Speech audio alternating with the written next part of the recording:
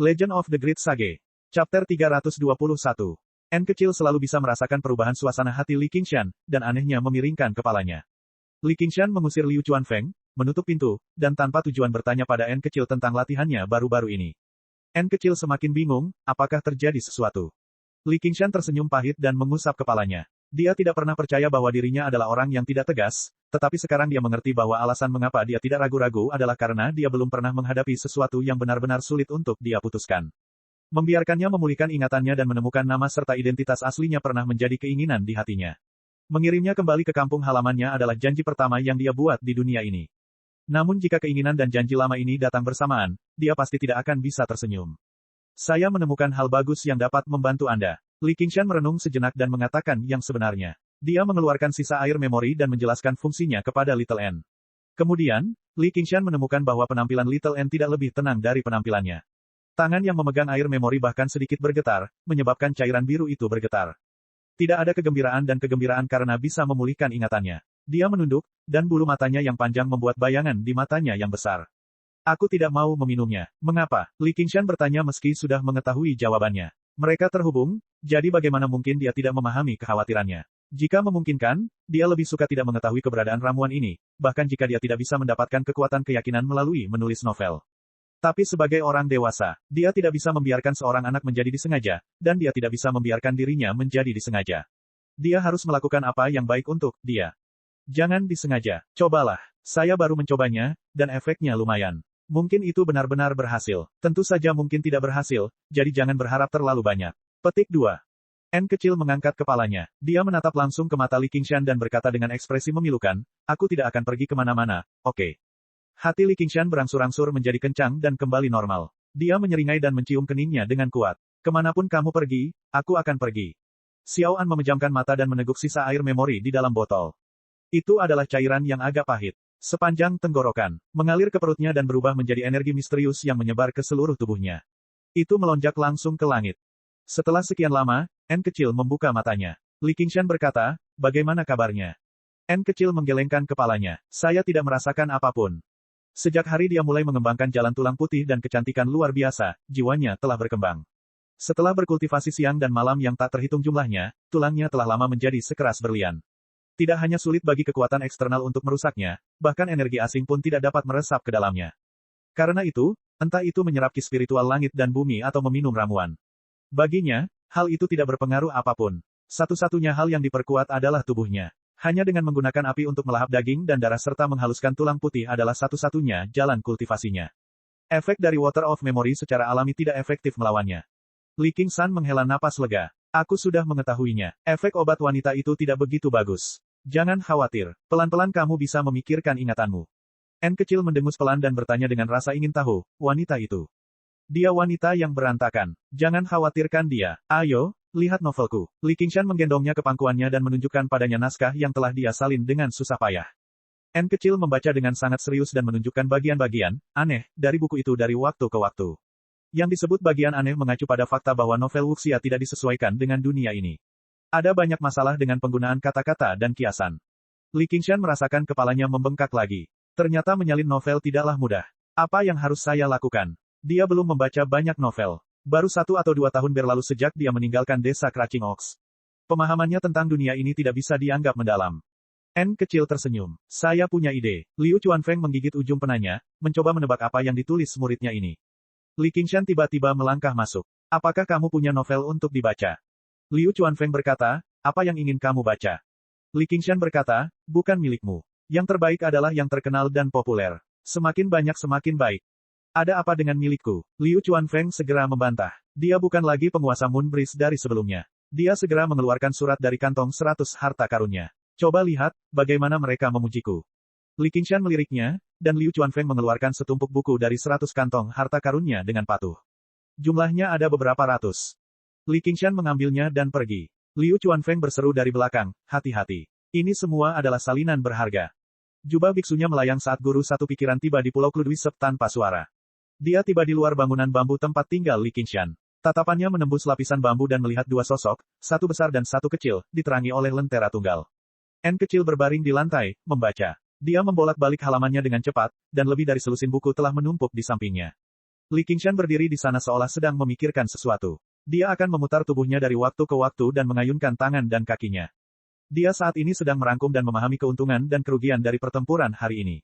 Jika dia ingin membaca sebuah buku, dia perlu membaca 7 dari 10 halaman. Namun, ketika dia mengingat pertempuran hari ini, rasanya seperti ada film yang diputar di kepalanya. Dia bisa dengan jelas memahami setiap pukulan dan tendangan. Dia bahkan dapat mengingat dengan jelas bagaimana dia mengalahkan setiap murid militer. Perlahan-lahan, sosok di sekitar meredup, dan ekspresi serta sosok setiap murid militer menjadi kabur. Yang tersisa hanyalah sekelompok murid militer yang tampak seperti batang korek api di tangga yang panjang, semuanya bergegas ke atas. Dia meniru gerakan mereka dan cara mereka mengerahkan kekuatan. Cahaya lentera memproyeksikan bayangannya ke dinding, bergerak cepat dan kuat di ruang sempit. Salah satu dari mereka bergerak sementara yang lainnya tetap diam, namun hal itu membentuk suasana hangat dan menakjubkan. Anehnya, Master Satu Pikiran menganggapnya familiar. Baru setelah berpikir cukup lama barulah dia ingat bahwa inilah perasaan seperti di rumah sendiri. Untuk menghemat minyak lampu, ibunya menjahit pakaian di bawah sinar bulan, sementara dia mengusir kunang-kunang di halaman. Master Satu Pikiran segera menghilangkan pikiran-pikiran ini dan menghela nafas dalam diam. Bagaimana mungkin seorang beku terus-menerus memikirkan kata, rumah? Dalam beberapa hari terakhir, kinerja Li Qingshan yang benar-benar melebihi kultivator biasa hanya membuatnya semakin khawatir. Mereka tidak memiliki hubungan darah. Dia masih muda saat ini, tapi begitu dia bertambah tua beberapa tahun dan mengembangkan perasaan itu, mungkin akan lebih sulit untuk menghilangkannya. Ini akan menjadi lebih berantakan, dan akan lebih sulit lagi untuk memutuskannya. Setelah ragu-ragu sejenak, Master Satu Pikiran berbalik dan pergi. Dia harus membuat rekan-rekan muridnya mencerahkannya dengan kebenaran tertinggi agama Buddha selama pertemuan Dharma ini sehingga dia dapat memutuskan hubungannya dengan dunia. Gemerisik halaman dan suara pukulan serta tendangan berhenti satu demi satu. Saya selesai. Li Qingshan memasukkan kinya ke dalam dantiannya dan tersenyum. Jika situasi hari ini terulang kembali, dia yakin bisa meraih kemenangan dengan lebih mudah. N kecil tersenyum. Mari kita mulai. Di bawah cahaya lentera, Li Qingshan menulis sementara N kecil berbicara. Keduanya memodifikasi novel tersebut sedikit demi sedikit agar lebih cocok untuk era ini. Sebelum mereka menyadarinya, waktu berlalu sedikit demi sedikit. Chapter 322. Apakah kamu benar-benar menulis ini? Liu Chuanfeng memegang setumpuk manuskrip yang tebal dan berkata dengan tidak percaya. Setidaknya ada beberapa ratus ribu kata, namun Li Qingshan hanya menggunakannya beberapa hari. Kamu tidak menyalinnya, kan? Li Qingshan berkata tanpa rasa percaya diri, omong kosong. Pernahkah kamu membaca novel yang sama sebelumnya? Liu Chuanfeng berkata, Anda sama sekali tidak dapat mengumpulkan kekuatan keyakinan apapun dari plagiarisme, tidak peduli seberapa baik Anda menyalinnya. Misalnya, jimat kebajikan ilahi. Tidak peduli seberapa jauh seorang kultivator yang berbuat baik, bahkan jika ada seseorang dengan nama dan penampilan yang sama persis dengannya, pahala tidak akan pernah jatuh ke tangan orang yang salah. Inilah keajaiban jimat ilahi. Jantung Li Qingshan berdebar kencang. Dia telah menyalin sesuatu dari kehidupan masa lalunya, dan itu milik dunia lain. Hanya di dunia ini dia bisa dianggap sebagai karya orisinal. Baiklah, biarkan saya melihat dan melihat apa yang telah Anda tulis. Saya akan membantu Anda mengeditnya. Liu Chuanfeng membungkuk ke atas meja dan membaca. Li Qingshan melangkah keluar. Selama beberapa hari terakhir, dia telah menyalin dan mengedit. Bahkan dengan bantuan Little N, hal itu masih membuatnya pusing. Setelah mengedit novel, Virgo, guru satu pikiran memanggil N kecil kembali ke kuil Anas Ravana untuk mendengarkan kitab suci. Katanya, ia harus melakukan persiapan untuk majelis Dharma mendatang. N kecil hanya mengatakan dia akan menemukan cara untuk mendapatkan pil lagi sebelum pergi dengan tergesa-gesa. Hal itu membuat Li Qingshan agak menyesal. Setelah menangani masalah sekolah novel, sudah waktunya dia mengumpulkan sumber dayanya dengan baik dan mempersiapkan langkah terakhir. Meski disebut sebagai langkah terakhir, Li Qingshan tidak berani meremehkannya sama sekali. Kemungkinan besar tingkat kesulitan langkah ini akan lebih besar daripada gabungan semua langkah sebelumnya. Ada banyak contoh hidup di sekitarnya, seperti Liu Chuanfeng, Hua Sengzan, Rusin, dan sebagainya. Mereka semua adalah praktisi ki lapisan ke-10. Ada juga kesengsaraan surgawi berbahaya yang terjadi di antara mereka. Dia tidak boleh ceroboh. Meskipun dia masih memiliki banyak sumber daya yang dia kumpulkan dari pembantaian di dunia bawah tanah, dia masih memiliki banyak sumber daya yang tersisa. Batu roh masih bisa dikendalikan, tapi alat spiritual dan jimat. Namun, ternyata tidak sesederhana itu. Setelah sampai di 100 aliran pemikiran, dia juga bertanya kepada Sun Fubei tentang hal itu, dan menemukan bahwa sekolah aneka ragam, yang khusus menangani bisnis semacam ini, jarang membeli barang-barang ini. Kalaupun ada, harganya sangat rendah.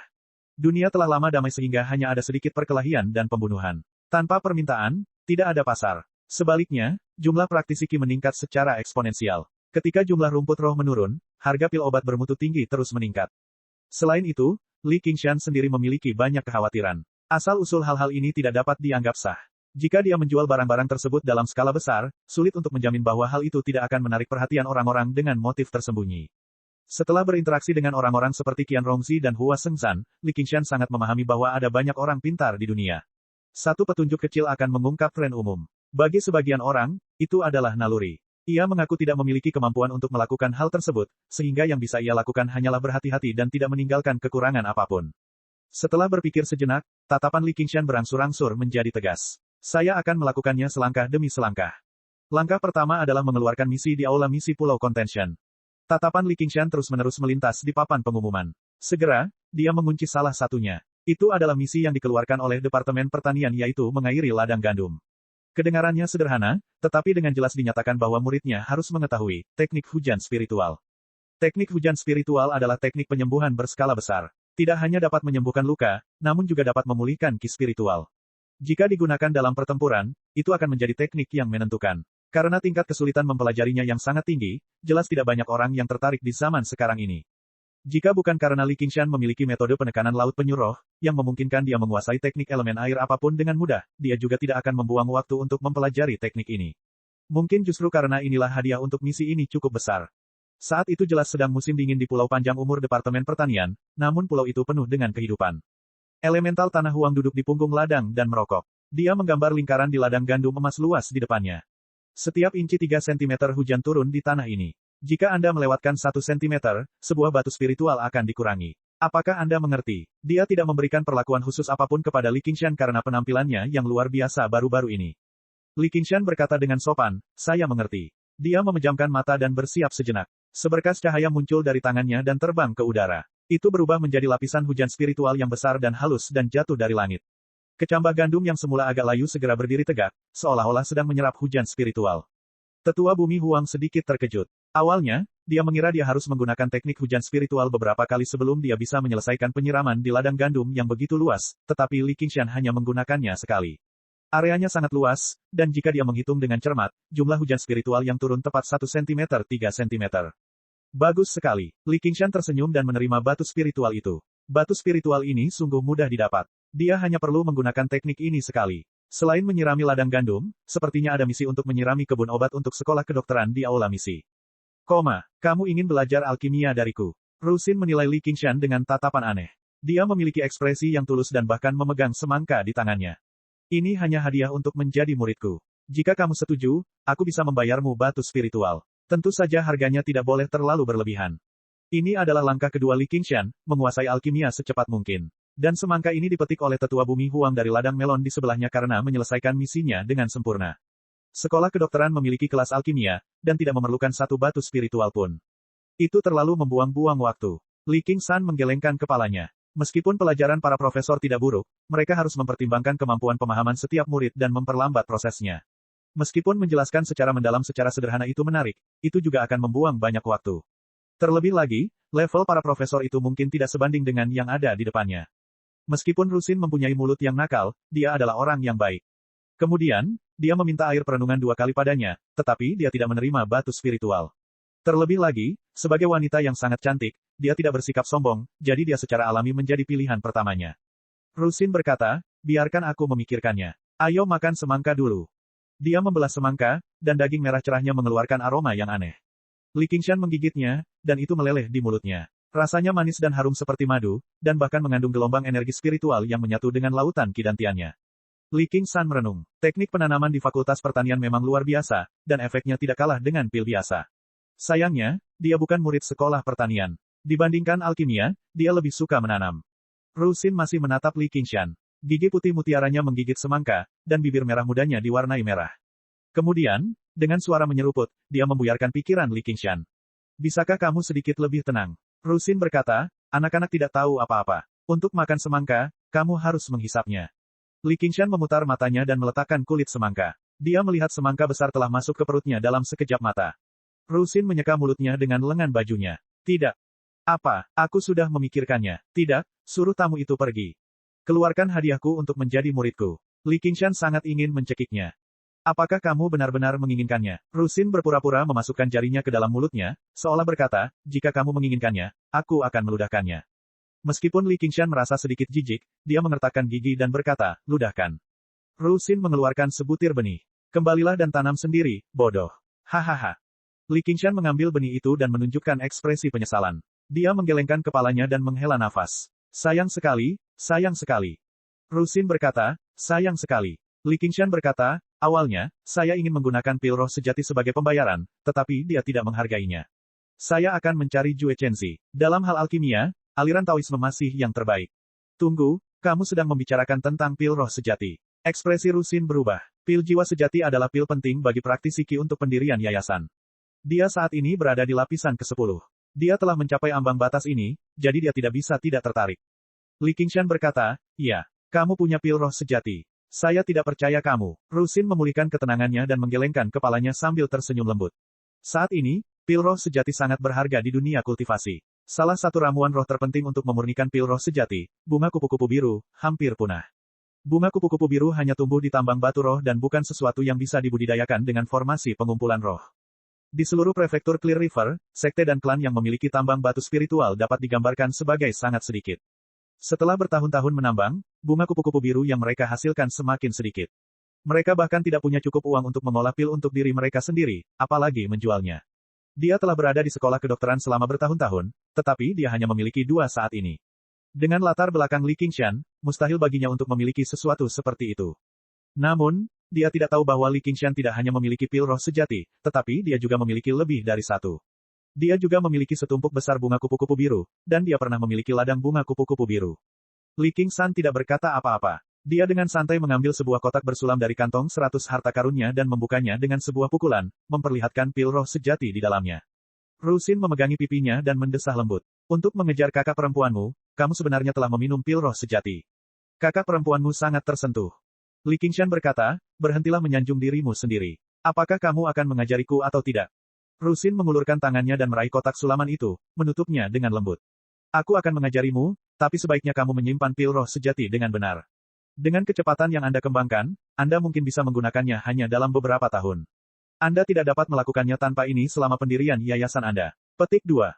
Li Qingshan sedikit terkejut. Dia tidak pernah berpikir dia akan memiliki sisi perhatian padanya. Rusin tersenyum. Mari kita tetap menghitung batu spiritual. 100 batu spiritual sehari. Saya akan mengajari Anda dengan sangat serius dan hati-hati. Kamu bisa langsung bilang kalau kamu sangat pandai mengulur waktu. Saya adalah orang yang menepati janji saya. Ketika saya bisa menyempurnakan pil roh sejati dengan alkimia saya, pil roh sejati ini akan menjadi milik Anda. Bagaimana menurutmu? Petik 2. Jika dia bisa menyaring semua bunga kupu-kupu biru di dalam 100 kantong harta karunnya menjadi pil roh sejati, nilainya akan jauh melebihi artefak spiritual dan jimat itu, dan dia pasti tidak perlu khawatir tentang kurangnya permintaan. Ini akan menjadi langkah terpenting baginya untuk mencapai Daemon General. Li Qingshan mengulurkan tangan kanannya, dan Rusin menepuknya dengan lembut. Dia tersenyum dan berkata, setuju. Sebenarnya perjanjian semacam ini sama saja dengan duel. Awalnya, dia seharusnya pergi ke Contention Island, membuat kontrak tertulis, dan mencari saksi. Namun, Li Qingshan tidak terlalu yakin tentang hal ini, dan Rusin juga tidak menyebutkannya. Saat senja, Li Qingshan kembali ke Pulau Kludwisep. Dia menghela napas pelan, merasa agak lelah. Ini bukan hanya karena dia telah mempelajari alkimia, tetapi juga karena Rusin akan mengatakan beberapa hal aneh dari waktu ke waktu, membuatnya pusing. Namun, di bawah rangsangan pil roh sejati, dia bisa dikatakan mengajar dengan sekuat tenaga. Efisiensi pengajarannya sangat tinggi, dan dia tidak perlu datang ke kelas tepat waktu. Hal ini menyelesaikan salah satu kekhawatiran Li Qingshan. Chapter 323. Apakah kamu benar-benar menulis ini? Mata Liu Chuanfeng sedikit merah. Dia awalnya membacanya dengan tujuan untuk membimbing Li Qingshan dan memulihkan martabatnya sebagai seorang guru.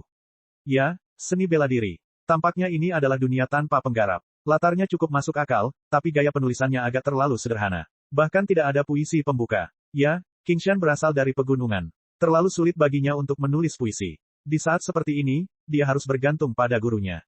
Liu Chuanfeng perlahan membaca dengan perut penuh pendapat. Kemudian, dia perlahan-lahan melupakan tujuan awalnya dan terperangkap oleh alur cerita yang saling terkait dalam buku tersebut. Dia membaca halaman demi halaman, dan saat dia sadar kembali, dia sudah mencapai bagian akhir. Langit sudah gelap. Gaya penulisan keseluruhan novel benar-benar berbeda dari yang pernah dia baca sebelumnya.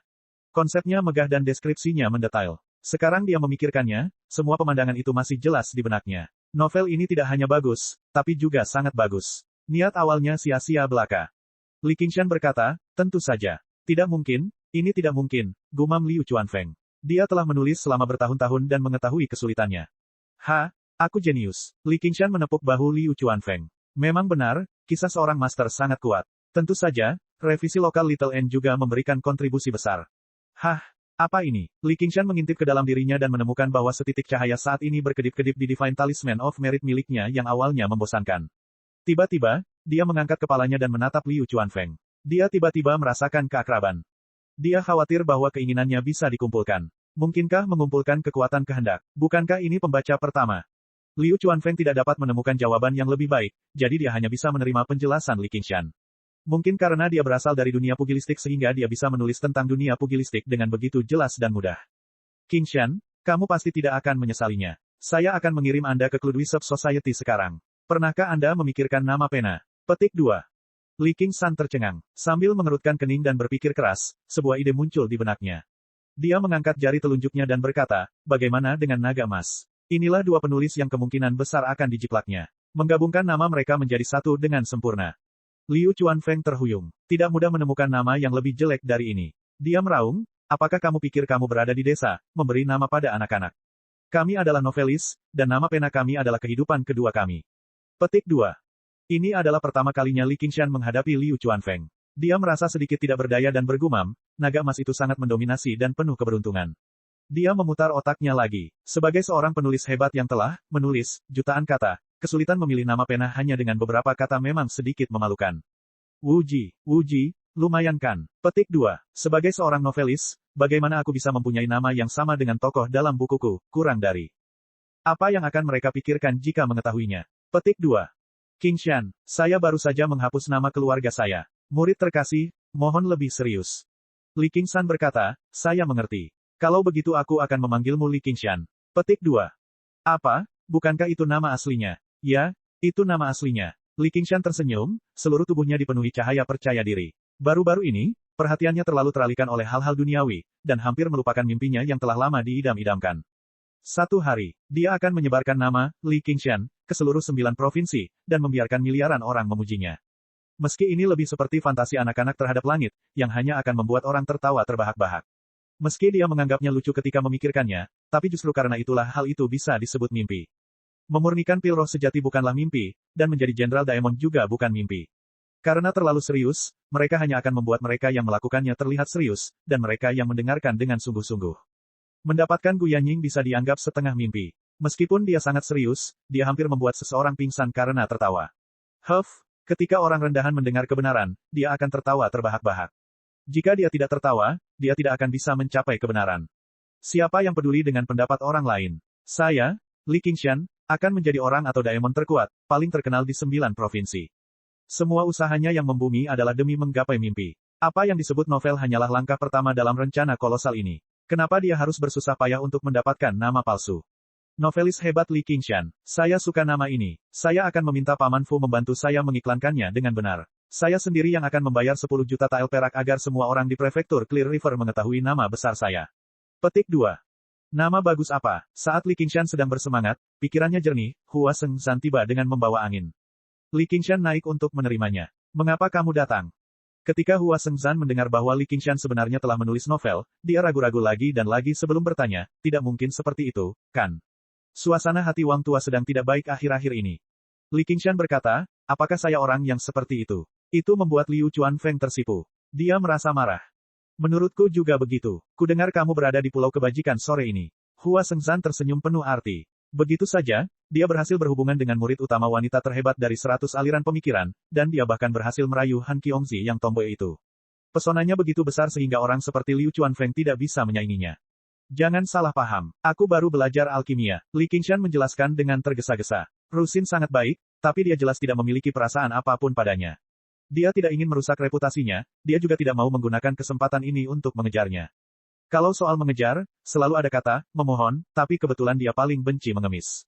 Dia tidak dilahirkan di dunia ini untuk menjadi pelayan seorang wanita. Hal yang sama bahkan terjadi pada Gu Yanying. Terserah, jangan bicarakan itu. Apakah kamu punya waktu akhir-akhir ini? Hua Sengzan tidak mempercayainya. Dia sudah cukup banyak mengalami temperamen wanita itu. Tidak mungkin dia menghabiskan waktu mengajar alkimia Li Qingshan tanpa alasan yang jelas. Untuk apa? Misi percobaan. Ini selalu menjadi tradisi penjaga Hawkwolf. Entah itu penjaga Hawkwolf baru atau penjaga Hawkwolf baru, mereka semua harus menyelesaikan misi percobaan untuk membuktikan bahwa mereka berhak mengambil posisi tersebut. Meskipun saat ini hal tersebut lebih bersifat simbolis daripada praktis, namun hal itu tetap diperlukan. Sebagai penjaga Scarlet Wolf yang baru, Li Qingshan juga tidak bisa menghindarinya. Misi apa ini? Li Qingshan merasa lebih yakin bahwa meminta Rusin mengajarinya sendirian adalah pilihan yang tepat. Kalau tidak, siapa yang tahu kapan dia bisa mempelajari alkimia secara keseluruhan dan menyempurnakan pil roh sejati dengan campur tangan banyak hal lainnya. Salah satu Night Hawk kita telah terbunuh. Ini mungkin ada hubungannya dengan Sekte Teratai Putih. Jangan khawatir, ini hanya misi investigasi. Jika Anda menemukan pelakunya, Anda dapat membalas dendam kepada orang-orang kami selama ini. Kalau tidak bisa lapor balik saja. Petik 2. Li Qingshan berkata, misi percobaan saya sebelumnya juga merupakan misi investigasi. Pada akhirnya, dia tidak hanya harus membunuh zombie Daoist, tetapi dia bahkan harus berurusan dengan seluruh penjaga Hawkwolf di kota Jiaping. Hua Sengzan berkata, selama para pemimpin altar tidak muncul, praktisi Qi biasa mungkin tidak akan bisa melukaimu sama sekali. Komandan Gu telah mengepung dan memburu sebagian besar pemimpin altar dari Sekte Teratai Putih A sudah lama sekali. Yang tersisa terlalu takut untuk menunjukkan diri. Ada hadiah lain untuk menyelesaikan misi. Hadiah apa? Hua Sengzan tersenyum. Yang kamu tunggu-tunggu selama ini. Pergilah ke Komando Rui dan temui Komandan Gu. Ini telah menjadi tradisi penjaga Hawkwolf selama bertahun-tahun. Anggota baru mempunyai hak untuk bertemu dengan komandan atasannya. Jika beruntung dan menarik perhatiannya, banyak keuntungan yang didapat. Chapter 324. Kapan kita berangkat? Li Qingshan bertanya. Lebih cepat lebih baik. Sebaiknya kita berangkat besok. Baiklah, kalau begitu besok. Laporkan ke kota prefektur besok. Oh iya, berikan aku salinan buku cetakannya. Hua Sengzan meninggalkan seragam dan pedang penjaga serigala merah sebelum mengucapkan selamat tinggal dan pergi. Keesokan harinya, Li Qingshan berganti pakaian menjadi satu set seragam Scarlet Wolf yang tampan dan tiba di penjaga Hawkwolf di kota Clear River. Dia berjalan ke lantai tertinggi dan mengetuk pintu Hua Sengzan. Orang yang membuka pintu adalah Han Qiongzi. Begitu dia melihat itu adalah Li Qingshan, dia melirik tajam ke arahnya sebelum minggir dengan putus asa, mengabaikannya. Li Qingshan bingung. Namun, nona muda pertama Han ini selalu temperamental, jadi dia tidak mengambil hati. Hua Sengzan duduk di belakang meja dengan tangan bersilang dan senyuman di wajahnya. Dia tampak percaya diri setiap saat. Dia memberikan penjelasan sederhana tentang misi tersebut. Penjaga Hawkwolf yang terbunuh bernama Zhou Pei. Dia dulunya adalah seorang Night Hawk, namun karena jasanya yang berjasa dalam misi melawan masyarakat pencari kebenaran, sisa dari Sekte Teratai Putih, dia memulihkan identitasnya sebagai penjaga Hawkwolf biasa. Beberapa hari yang lalu, dia terbunuh saat menjalankan misi, dan jenazahnya dikirim kembali. Kata, pengkhianat, terukir di tubuhnya. Diduga itu adalah karya sisa dari Sekte Teratai Putih. Ketika Li Qingshan mendengar kata-kata, masyarakat pencari kebenaran, dia tiba-tiba teringat bahwa dia pernah melihat Zhou Pei sebelumnya, dan dia secara pribadi telah menghancurkan masyarakat pencari kebenaran. Terduga pembunuhnya adalah pemimpin masyarakat pencari kebenaran, Qiu Ruiliu, yang pernah lolos dari tangannya. Dia tidak pernah mengira misi itu akan menimpanya lagi pada akhirnya. Kebetulan-kebetulan di dunia sungguh tidak dapat diprediksi. Namun, hal itu sebenarnya bukan suatu kebetulan. Ada beberapa ratus kota di bawah yurisdiksi prefektur Clear River. Hua Sengzan memiliki misi yang tak terhitung jumlahnya, tetapi Li Qingshan berasal dari penjaga Hawkwolf kota Jiaping, sementara pos Zhou Pei juga ada di Jiaping, itulah sebabnya dia secara khusus memberinya misi ini. Rasanya seperti dia kembali ke rumah dalam kemuliaan. Dokumen-dokumen itu diletakkan di atas meja panjang, dan kedua tangan terulur secara bersamaan. Li Qingshan dan Han Qiongzi saling berpandangan dan menatap Hua Sengzan pada saat bersamaan. Bukankah itu misiku? Hua Sengzan berkata dengan serius, meskipun ini adalah misi investigasi, ini menyangkut Sekte Teratai Putih. Jangan ceroboh. Sesuai aturan, minimal 2 orang harus bekerja sama. Petik 2. Li Qingshan menarik tangannya. Dia tidak mengatakan apapun lagi. Han Qiongzi cukup kuat. Meskipun dia memiliki temperamen yang buruk, dia dapat mencapai Jiaping pada sore hari dengan menaiki awan. Setelah sedikit penyelidikan, paling lama hanya memakan waktu 1 atau 2 hari. Tidak ada yang tidak bisa dia toleransi. Lagi pula, dia cantik sekali. Dia akan mampu menghilangkan sebagian dari kesepian perjalanan. Han Qiongzi membanting meja. Tidak, saya tidak setuju. Petik 2. Hua Sengzan berkata dengan sungguh-sungguh, ini perintah komandan. Tidak peduli seberapa sederhananya mereka, penjaga Hawkwolf masih memiliki hierarki yang jelas, dan hukum mereka ketat. Kecuali Han Qiongzi meninggalkan penjaga Hawkwolf, dia harus mendengarkan perintahnya. Han Qiongzi menatap Hua Sengzan. Lalu dia melirik Li Qingshan ke samping. Tiba-tiba, dia sepertinya memahami sesuatu, dan wajahnya sedikit memerah. Melihat mereka berdua pergi, Hua Sengzan bersandar di kursi bersandarannya yang nyaman dan tinggi. Adik perempuan, hanya ini yang bisa dilakukan kakak laki-lakimu untukmu. Sejak mereka masih muda, sangat jarang pria yang dikagumi Han Qiongzi. Jika itu bukan bagian yang paling langka, maka yang lebih langka lagi adalah Han Anjun juga mengagumi pria ini. Sebagai teman masa kecilnya, dia jelas harus membantunya. Saat mereka berdua sendirian, itu adalah cara terbaik untuk meningkatkan hubungan mereka.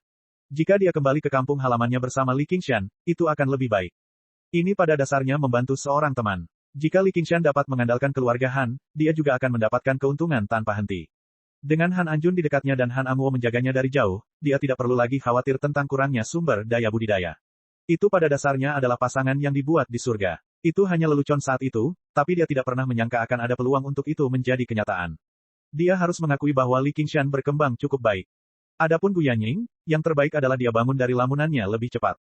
Sesampainya di luar, Han Qiongzi bertanya, apakah ini idemu? Tentu saja tidak. Li Qingshan mengerutkan bibirnya. Nona muda pertama, bahkan jika kamu bisa mendapatkan apapun yang kamu inginkan, aku, Li Qingshan, tidak perlu menggunakan metode curang seperti itu. Han Qiongzi mengangkat alisnya. Apa? Apakah aku tidak sebanding dengan metode curangmu? Layak, sangat berharga. Bisakah kamu menungguku? Aku harus pergi ke suatu tempat dulu. Li Qingshan memberikan jawaban asal-asalan sambil melihat sekeliling. Lebih tepatnya seperti itu. Mau kemana? Bertingkah sangat misterius, tidak bisakah kamu melihat terang hari? Petik 2. Li Qingshan berkata, kalau begitu ayo pergi bersama. Tidak nyaman menggunakan mantra di kota, jadi dia berjalan perlahan ke sebuah bangunan kecil di pinggir kota.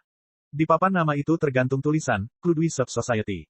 Han Qiongzi berkata dengan heran, ini dilakukan oleh sekolah novelmu. Li Qingshan terkekeh dan tidak menjelaskan. Ini juga pertama kalinya dia datang ke tempat ini. Dia tentu saja ada di sini untuk melihat bagaimana buku barunya akan diterbitkan. Tadi malam, Liu Chuanfeng secara pribadi mengirimkan naskah itu kepadanya. Ketika Sun Fubai dan Liu Chuanfeng mendengar tentang kedatangan Li Qingshan, mereka keluar untuk menyambutnya bersama. Saat mereka melihat Han Qiongzi, mereka sedikit terkejut.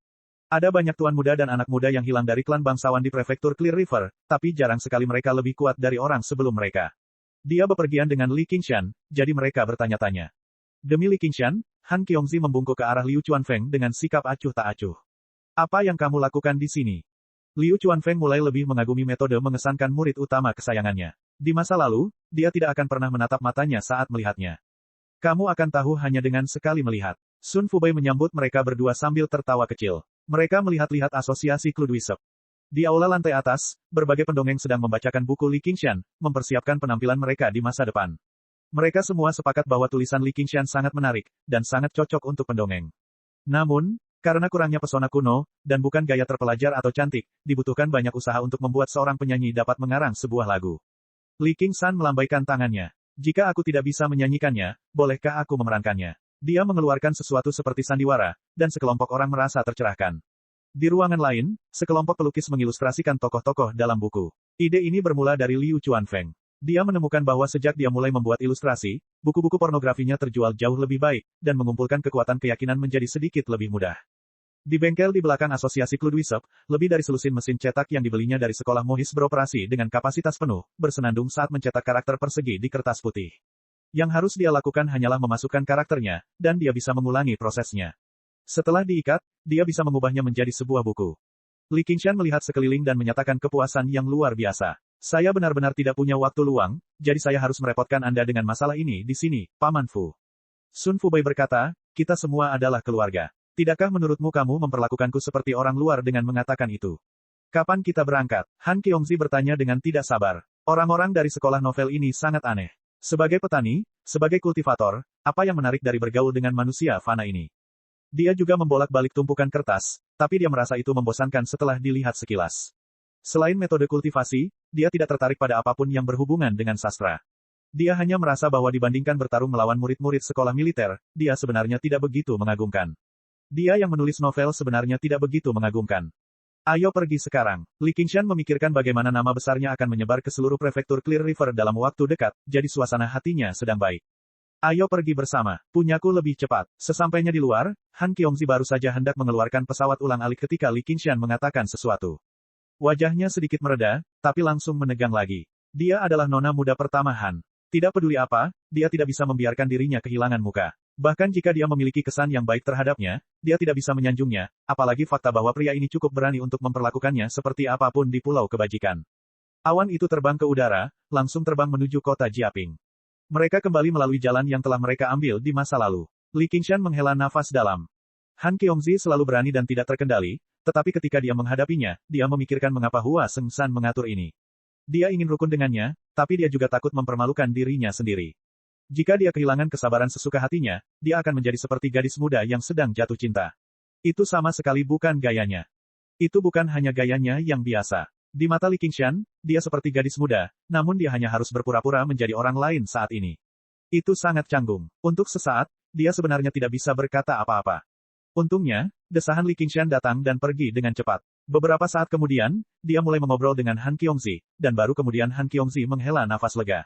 Namun, dia tetap tegang, melakukan yang terbaik untuk menjaga rasa kesopanan. Ini kebetulan adalah hal yang paling tidak dia kuasai. Saat mereka berbicara, Li Qingshan merasa bahwa kepribadian rindu muda pertama Han tiba-tiba berubah drastis.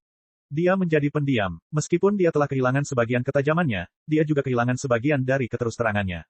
Dia menganggap ini aneh, tetapi jaraknya tidak terlalu dekat, jadi dia tidak bisa menyelidikinya. Dia tidak pernah mengerti bahwa pertarungannya yang kacau di sekolah militer akan menyentuh perasaan kecilnya. Setelah 4 jam perjalanan, dia melihat sebuah gunung di kejauhan, berdiri di tepi sungai besar. Seekor elang melebarkan sayapnya di atas gunung, menghadap ke kota di bawahnya. Awan menghilang di bawah kakinya, dan Li Qingshan mendarat dengan kokoh di puncak gunung. Dia melihat sekeliling. Sudah lama tidak bertemu, Jiaping.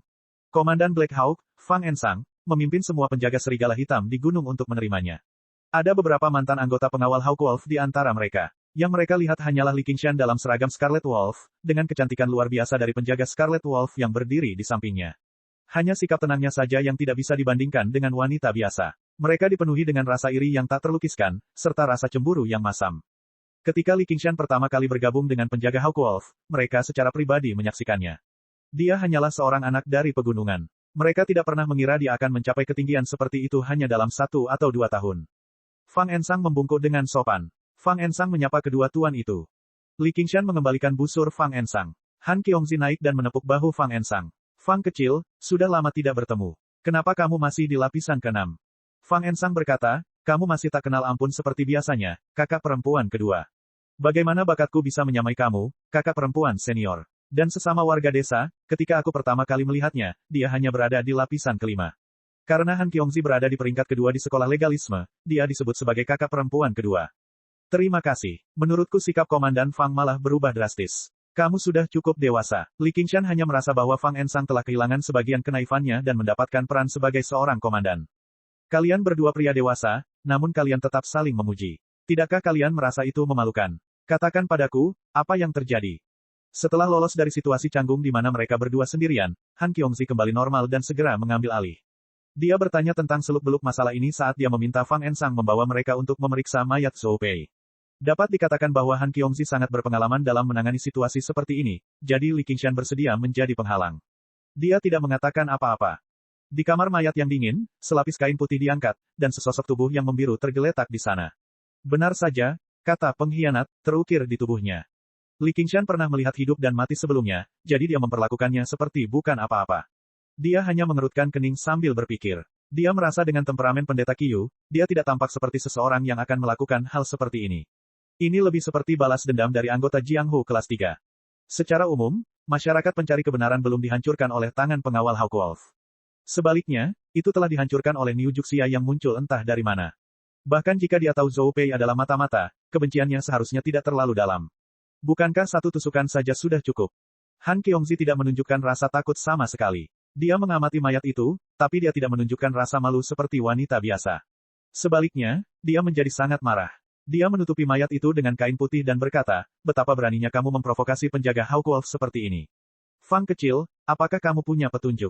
Fang Ensang berkata, saya baru saja hendak mengatakan bahwa kemarin, seorang informan melaporkan bahwa pendeta Qiu telah muncul di barat laut.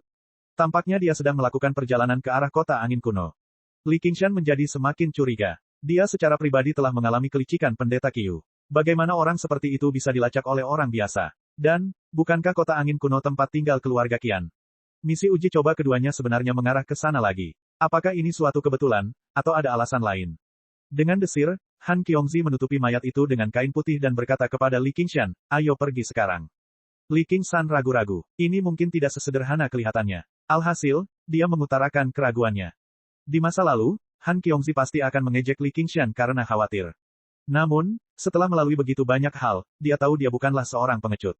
Namun, jika dia tidak segera pergi ke kota angin kuno, menemukan Qiu Ruiliu, dan membunuhnya, itu juga tidak sesuai dengan kepribadiannya. Lalu menurutmu apa yang harus kita lakukan? Fang Ensang sedikit terkejut. Jarang sekali kakak perempuan kedua meminta pendapat orang lain. Selain kedua komandan itu, dia selalu menjadi orang yang menepati janjinya di sekolah legalisme. Li Qingshan mempertimbangkannya sebentar. Ayo lakukan apa yang kamu katakan. Meski ada yang mencurigakan dalam hal ini, dia mempercayai penilaian Hua Sengsan. Tidak ada bahaya dalam hal ini, atau dia akan memperingatkan mereka. Apakah pemimpin altar dari Sekte Teratai Putih telah memasang jebakan besar, bahkan sampai mengungkap jejaknya sendiri hanya untuk menyergap dua praktisi Qi? Jika dia benar-benar ingin membunuh untuk melampiaskan amarahnya, bukankah lebih baik jika dia langsung datang ke penjaga Hawkwolf dan membantai sepuasnya? Mengapa dia harus secara khusus memimpin mereka ke tempat terpencil seperti kota angin kuno? Kemungkinan terbesarnya adalah Qi Ruiliu telah mengumpulkan sekelompok kultivator independen dan memasang jebakan buruk. Dengan kemampuannya, dia bisa membunuh sebanyak yang dia inginkan di bawah yayasan pendirian. Han Qiongzi berkata, lalu mengapa kamu bertanya? Li Qingshan mengangkat bahunya. Tidak ada salahnya berhati-hati. Kecurigaan Qingshan sangat masuk akal. Pendeta Qiyu sangat licik. Aku akan pergi bersamamu. Orang tambahan berarti kekuatan ekstra. Fang Ensang masih ingat bagaimana Wu Gen gagal terakhir kali dengan sekelompok besar penjaga Hawkwolf. Han Qiongzi berkata, tidak perlu. Berikan penguburan yang layak kepada saudara ini. Jika dia memiliki keluarga, jagalah dia dengan baik. Dia tidak akan mengorbankan dirinya dengan sia-sia. Kami akan membalaskan dendamnya. Melihat bagaimana Fang Ensang masih ingin mengatakan sesuatu, Han Qiongzi berkata, jika kita bekerja sama, tidak akan ada masalah. Chapter 325. Dengan keyakinan dan kepercayaan yang kuat pada Li Qingshan, Han Qiongzi melambaikan tangannya dan mereka berdua berangkat. Han Qiongzi mendesak, cepat panggil awan. Baru sore hari ketika kota angin kuno, yang didukung oleh gunung dan menghadap ladang subur, muncul di hadapan mereka. Warnanya menjadi kuning pucat karena sinar matahari musim dingin yang redup. Di bawah gerbang kota, Li Qingshan dan Han Qiongzi mendongak. Meski saat itu musim dingin, masih banyak orang yang berjalan di jalanan. Ada orang dewasa dan anak-anak, dan suasananya tetap berisik seperti biasanya. Mereka tidak dapat melihat bahaya tersembunyi atau niat membunuh apapun. Berjalan di jalanan, keduanya menarik banyak perhatian dan diperlakukan sebagai anomali. Li Qingshan berkata, mari kita melihat-lihat. Han Qiongzi berkata dengan keras, Qi Ruiliu, kami dapat melihatmu. Keluar. Hal ini menarik lebih banyak perhatian. Li Qingshan tersenyum dan menggelengkan kepalanya. Akankah trik mengelabui anak-anak seperti itu berhasil? Saat dia mengatakan itu, terdengar suara derit. Di ujung jalan utama, gerbang kediaman kian terbuka. Qi Ruiliu masih mengenakan jubah Tao. Dia berdiri di depan gerbang dan menangkupkan tinjunya. Aku tidak tahu kamu akan datang. Mohon maafkan aku karena tidak keluar untuk menyambutmu. Itu benar-benar berhasil. Sebelum dia selesai berbicara, Li Qingshan merasakan hembusan angin panas di sampingnya. Han Qiongzi terbang di udara dan tiba di gerbang kediaman Qian. Dengan suara swoosh, dia menghunus pedangnya, membakarnya dengan api saat dia menebas kepala Qi Ruiliu. Mati. Pedang ini adalah aliran Dabi Sabre Aura dari legalisme. Itu bermartabat dan bisa merenggut nyawa. Ia juga memiliki keberanian dari aliran militerisme. Sebelum pedang itu tiba, itu sudah cukup untuk mengejutkan musuh. Namun, Qi Ruiliu tidak bergerak. Dia tersenyum ketika pedang itu menebasnya. Dengan dentang, pedang itu menebas lapisan cahaya hitam. Sebuah formasi menutupi kediaman Qian. Sangat sulit untuk melawan formasi dengan kekuatan satu orang. Han Qiongzi dikirim terbang dan terlempar ke udara. Dia mendarat dengan ringan. Qi Ruiliu berkata, saya awalnya ingin memikat beberapa orang berkuasa, tapi saya tidak berharap hanya menarik dua udang kecil. Pembunuhan. Baru pada saat itulah orang-orang di jalan bereaksi, berteriak ketika mereka melarikan diri dari rumah. Bagaimana mungkin rakyat jelata berani terlibat dalam pertempuran seperti itu? Kenapa kamu tidak membantu? Han Qiongzi berbalik untuk menanyai Li Qingshan, hanya untuk melihat Li Qingshan mengerutkan kening dan menatap rumah keluarga Qian yang diselimuti cahaya hitam. Ayo pergi. Li Qingshan tiba-tiba menarik Han Qiongzi. Mengendarai awan, dia menyerbu ke langit. Apa yang sedang kamu lakukan? Han Qiongzi berjuang. Meskipun Qi Ruiliu mendapat perlindungan dari formasi roh, kekuatan formasi roh tidak ada habisnya. Belum lagi dia masih memiliki beberapa jimat roh kelas atas di tangannya. Bahkan jika ada penyergapan, dia tidak akan khawatir. Tapi Li Qingshan tidak mengatakan apa-apa. Wajahnya pucat, dan lengannya seperti besi melingkari pinggangnya. Peringatan yang belum pernah terjadi sebelumnya muncul di hatinya. Kamu ingin pergi. Sudah terlambat. Qi Ruiliu tertawa keras. Bahkan pada saat ini, terdengar benar, berani, dan lebih menyeramkan. Di rumah keluarga Qian, seberkas cahaya hitam melesat ke langit. Itu menopang cahaya hitam, dan langsung menyusul Li Qingshan, menyelimuti seluruh kota angin kuno. Seolah malam tiba-tiba turun, bahkan matahari musim dingin di langit pun menjadi redup. Beberapa orang yang tidak berhasil pulang tepat waktu tiba-tiba tercengang. Tubuh mereka dipenuhi retakan, dan mereka roboh seperti patung pasir, diam-diam mengolesi noda merah tua di tanah. Tanpa peringatan atau persiapan apapun, puluhan ribu keluarga di kota itu, baik laki-laki atau perempuan, tua atau lemah, tewas dalam sekejap. Tidak ada pahlawan yang muncul untuk menyelamatkan orang-orang dalam pertarungan antara kebaikan dan kejahatan. Tidak ada desahan atau rasa sakit. Dalam sekejap, semuanya kembali menjadi sunyi senyap. Hiruk-pikuk kota seolah tak pernah ada. Saat Li Qingshan dan Han Qiongzi diselimuti oleh layar cahaya hitam, mereka membeku. Mereka merasa seperti ada kekuatan mengerikan yang menekan mereka, seolah-olah mereka akan dihancurkan menjadi tumpukan pasta daging, atau seperti akan dicabik-cabik. Kedua kekuatan itu setara, hampir tidak ada. Namun, kehancuran ada di mana-mana, menembus jauh ke dalam kulit mereka. Awan yang terkondensasi dari energi spiritual menyebar secara diam-diam, dan keduanya jatuh dari langit. Semua kepercayaan diri Han Qiongzi berubah menjadi ketakutan. Formasi seperti ini jelas bukan sesuatu yang bisa dijatuhkan oleh Qiu Ruiliu sendirian. Setidaknya, dia adalah seorang altar lord dari Sekte Teratai Putih.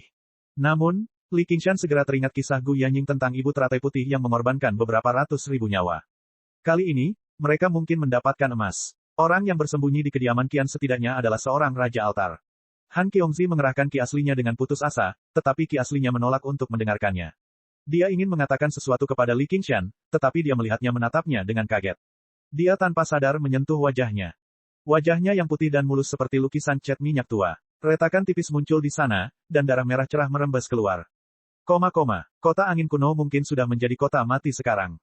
Di 100 aliran pemikiran, Qian Rongzi menatap langit biru dan berpikir sendiri. Segala sesuatu di masa lalu akan menjadi sia-sia dalam formasi kelahiran teratai Sekte Teratai Putih. Dia melafalkan dalam hati, semua dosa telah padam, dan bunga teratai bermekaran. Dia pertama kali bertemu Qiu Ruiliu selama misi pengepungan terakhir kali. Untuk memburunya di bawah tanah yang padat seperti jaring laba-laba, mereka berpencar dan menghubungi satu sama lain melalui tablet mereka. Pada akhirnya, dia menemukan Qiu Ruiliu yang terluka. Kali ini, itu benar-benar kebetulan, atau mungkin juga tidak bisa dihindari. Dia melakukan yang terbaik untuk mencari jejak, sebelum memilih gua tempat Qiu Ruiliu paling kecil kemungkinannya untuk melarikan diri. Dalam kegelapan, mata mereka bertemu. Mereka tidak berbicara, juga tidak bentrok. Dia bertindak seolah dia tidak melihat apapun dan mundur. Saat itu, meskipun Qiu Ruiliu terluka parah, dia hanya berada di lapisan kelima. Jika dia bisa membuat Qiu Ruiliu sibuk dalam pertempuran, maka hanya kematian yang menantinya. Namun, kemungkinan besar dia juga akan mati dalam pertempuran. Kerugiannya lebih besar daripada keuntungannya.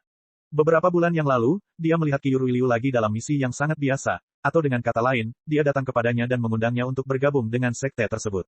Tidak ada ancaman atau godaan. Yang ada hanyalah ketulusan yang ekstrim. Aku tahu kamu adalah anggota Sekte Teratai Putih begitu aku melihatmu. Jika Anda tidak setuju, potong kepala saya sekarang juga dan pergilah ke penjaga Hawkwolf untuk menerima hadiah Anda. Saya pasti tidak akan menolak. Petik 2. Apakah itu benar atau bohong, itu tidak masalah. Qian Rongzi mempertimbangkannya sedikit sebelum menyetujuinya. Dia menjadi murid dari Sekte Teratai Putih. Dia bahkan menawarkan propertinya, Tanah Qian, kepada Sekte Teratai Putih sebagai markas rahasia. Di bawah dorongannya, secara alami, itu menjadi tanah pengorbanan darah untuk Sekte Teratai Putih. Dia tidak yakin apakah Li Qingshan akan pergi ke sana karena kecelakaan, kebetulan, atau suatu keharusan. Jika dia mati, dia akan menghela nafasnya. Hehe. Han Qiongzi melihat darah di tangannya. Ketakutan muncul di matanya. Ini adalah pertama kalinya dalam hidupnya. Dia sangat dekat dengan kematian. Pada saat ini, berkas cahaya hitam yang menahan kegelapan berkontraksi dan berputar. Namun bagian atasnya membengkak seperti kuncup bunga. Di tanah, bintik-bintik merah tua mulai terkikis sedikit demi sedikit. Jejak terakhir keberadaan mereka berangsur-angsur lenyap. Bahkan daging, darah, dan jiwa mereka telah menjadi nutrisi bagi kuncup bunga, membantunya berkembang. Li Qingshan mencoba mengedarkan ki aslinya, tetapi lautan ki-nya runtuh. Seolah-olah itu runtuh dari tingkat yang lebih dalam, apalagi teknik kondensasi. Saat kuncup bunga mekar, kekuatan formasi semakin kuat, dan kerusakan pada tubuhnya semakin besar. Jika ini terus berlanjut, Raja Altar tidak perlu melakukan apapun. Hanya kematian yang menunggu mereka. Ini adalah teror dari Sekte Teratai Putih yang telah berperang melawan Gu Yanying dan seluruh pengawal Hawkwolf di Komando Rui selama bertahun-tahun. Mereka juga merupakan penggarap yayasan, tetapi ketiga tetua pada dasarnya ramah dibandingkan dengan mereka. Qiu Ruiliu menghela nafas. Langit penuh kebajikan. Saya tahu kalian berdua bukanlah orang biasa. Mengapa kamu tidak meninggalkan kegelapan demi terang dan bergabung dengan Sekte Teratai Putihku? Kita bisa membantu dunia bersama-sama. Dengan begitu, Anda tidak perlu terlalu menderita. Petik 2. Diam. Han Qiongzi mengertakkan gigi. Mulutnya dipenuhi rasa darah. Sebagai praktisi ki yang hebat, fisiknya jauh melampaui manusia, itulah sebabnya formasinya tidak segera runtuh. Namun, lukanya menyebar sedikit demi sedikit. Dia merasa seperti ribuan semut menggerogoti dirinya. Kamu tidak dilahirkan untuk menjadi pengecut. Han Anjun pernah memarahinya seperti itu. Meskipun dia menganggap lelaki tua itu benar-benar menjengkelkan, sebagian dari perkataannya masih sangat masuk akal. Tidak peduli apa, dia, Han Qiongzi, tidak bisa mempermalukan dirinya sendiri, terutama di hadapan Li Qingshan. Qiu Ruiliu berkata, betapa keras kepala. Namun, Anda beruntung bisa menjadi bagian dari teratai hitam dan membersihkan diri dari dosa-dosa Anda. Petik 2. Li Qingshan mengangkat alisnya. Dia akan mengambil tindakan. Tidak peduli siapa orangnya, jika mereka ingin mengambil nyawanya, mereka harus menanyakan tinjunya terlebih dahulu. Meskipun formasi tersebut menekan ki aslinya, itu tidak dapat menekan inti daemonnya. Setelah mencapai lapisan kedua penyuruh, bahkan jika dia menghadapi seorang penggarap yayasan pendirian, dia tidak lagi tidak berdaya. Baru saja, dia memang ragu-ragu sejenak. Tubuhnya kuat, jauh lebih hebat dari Han Qiongzi. Meskipun dia ditekan oleh formasi tersebut, dia tidak menderita luka yang sebenarnya. Dengan betapa kuatnya formasi itu, dia harus bertransformasi jika ingin membebaskan diri. Namun, itu akan mengungkap rahasia terbesarnya. Di saat seperti ini, dia tidak terlalu peduli. Dia tidak bisa begitu saja menyaksikan Han Qiongzi mati. Han Qiongzi berkata dengan lembut, pergi. Apa? Li Qingshan mengerutkan kening. Jika dia bisa masuk dan keluar formasi sesuka hatinya, apa yang perlu ditakutkan? Teratai hitam adalah mata dari formasi. Aku akan menghancurkannya, dan kamu dapat menggunakan kesempatan ini untuk membebaskan diri. Mungkin hanya ada sesaat, jadi kalian harus menangkapnya dengan baik. Kembalilah dan minta bala bantuan agar kamu bisa membalaskan dendamku. Petik 2. Jika tidak ada kesempatan, ayo kita mati bersama di sini. Dia tidak mengatakan itu. Sebaliknya, dia melompat dan menyerang Qiu Ruiliu. Dia memegang jimat kelas tertinggi di tangannya.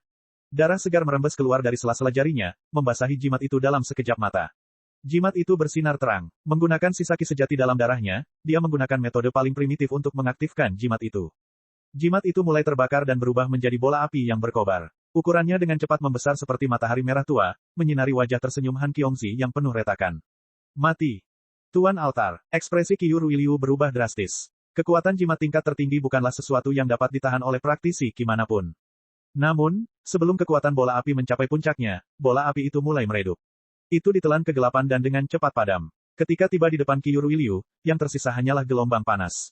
Senyuman di wajah Han Qiongzi menghilang. Dia tidak peduli tentang keputusasaan. Tanpa henti, dia memegang jimat kelas 2 tertinggi di tangannya. Qiu Ruiliu mengeluarkan pedang panjang pola pinus dan menghela nafas. Taois malang ini tidak tega melihatmu menderita seperti ini. Aku datang untuk mengirimmu pergi. Bayangan hitam melintas melewati Han Qiongzi dan tiba di depan Qiu Ruiliu. Itu adalah Li Qingshan. Qiu Ruiliu terkejut dan mengayunkan pedangnya. Li Qingshan mengangkat tangannya, dan beberapa lusin helai pedang ki ditembakkan. Bahkan formasi mengerikan itu tidak mampu melemahkan ketajamannya. Qiu Ruiliu tercengang. Tanda-tanda berdarah bersilangan muncul di tubuhnya. Mereka bergerak sedikit, tetapi sebelum pecah, mereka hancur oleh formasi. Sama seperti manusia, mereka roboh menjadi noda merah tua. Cek cek cek cek cek cek cek cek.